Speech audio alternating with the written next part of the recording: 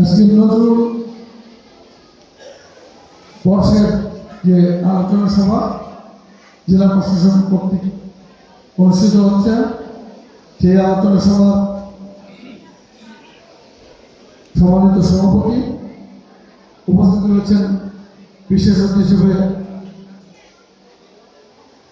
কয়েকজন আছেন, তার মধ্যে আমাদের পুলিশ সুপার এবং কলেজের প্রিন্সিপাল, এছাড়াও অন্যান্য নেতৃবৃন্দ, নজরুল ভক্তরা, যারা নজরুল ভক্ত হয়ে এসছে।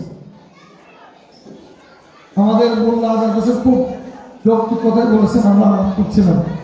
আমাদের ডিসির দায়িত্ব যিনি আছেন, অ্যাকচুয়ালি আলোচনা সভা আর সাংস্কৃতিক অনুষ্ঠান একসাথে যায়।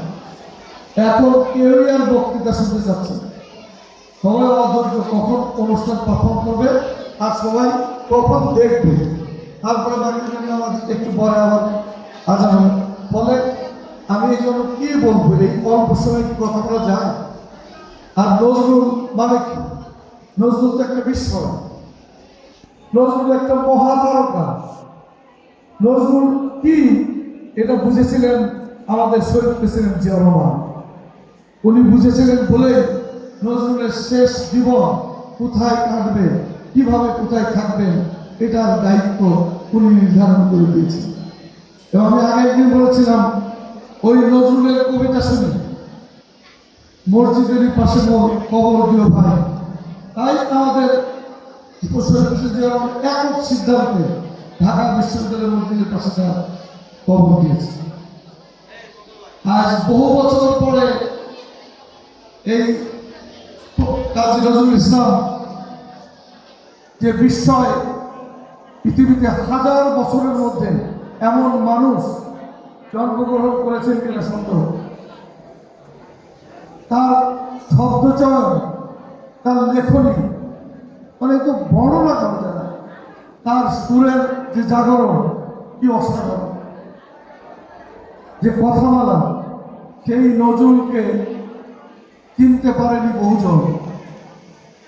অবহেলায়, অযত্নে বাংলাদেশও তো তাকেও ঠিকমতো মনে রাখেনি। আজ বহু বছর পরে শহীদ প্রেসিডেন্ট জিয়াউর রহমান গত হয়েছেন।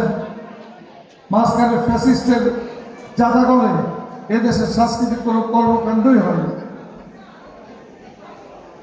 আমাদের মাননীয় প্রধানমন্ত্রী উনি বুঝতে পারছেন এই জাতির জাগরণে, এই জাতির মজ্জাগত যে সংস্কৃতির ধারণা, এটাকে যদি বাঁচিয়ে রাখতে হয় নজরুলকে প্রতিষ্ঠা করতেই হবে। তাই উনি নজরুল বর্ষ ঘোষণা করেছেন। আপনারা তো জানেন, সাংস্কৃতিক আগ্রাসন একটা বড় খারাপ অবস্থা। বাংলাদেশ নিজস্ব সংস্কৃতি হারিয়ে ওর পথে ধাবিত, এই উপলব্ধি করেছেন আমাদের মাননীয় প্রধানমন্ত্রী, আজকের প্রধানমন্ত্রী তারেক রহমান। উনি পেরেছেন বলে উনি কিন্তু এই নজরুল বর্ষ উদ্বোধন করলেন। এবং নজরুল বর্ষকেই শুধু না, উনি বলেছেন, আমাদের পুলিশ সুপার সাহেব বলেছেন, এটাকে হৃদয়ে ধারণ করতে হবে।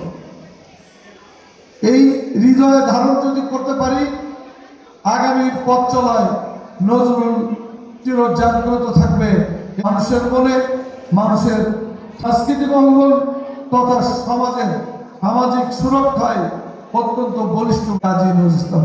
তার কবিতা, তার গান, তার সাহিত্য চর্চা। আমরা কি বলে শুরু করব আর কি দিয়ে শেষ করবো তা তো জানি না। তাই আমি কথা না বাড়িয়ে সাংস্কৃতিক অনুষ্ঠানে যাওয়ার প্রস্তুতি সবাই, আমি আজকে সভাপতির বক্তব্যের আগে আমি সবাইকে ধন্যবাদ জানাই, এই বলে যে আপনারা আমার জন্য একটু দেরিও করেছেন। আবার আমি একটু ক্ষমাও চেয়ে নিলাম সবার কাছে আমার এই অনাকাঙ্ক্ষিত দেরি করার জন্য। সবাইকে ধন্যবাদ। বাংলাদেশ জিন্দাবাদ।